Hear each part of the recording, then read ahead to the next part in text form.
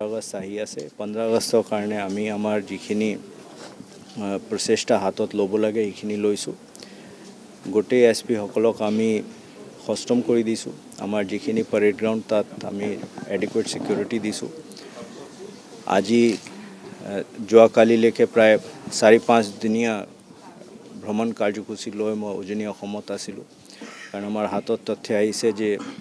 আলফাৰ এটা গ্ৰুপ অসম আৰু অৰুণাচলৰ সীমাত আছে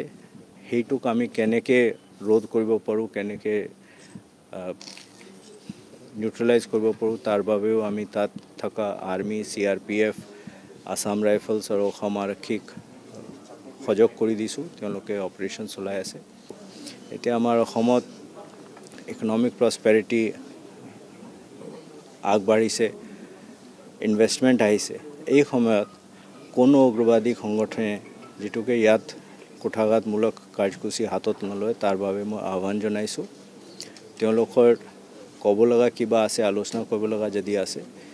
ষ্টেট গভৰ্ণমেণ্ট চেণ্ট্ৰেল গভৰ্ণমেণ্ট সদায় সাজু হৈ আছে তেওঁলোকৰ লগত কথা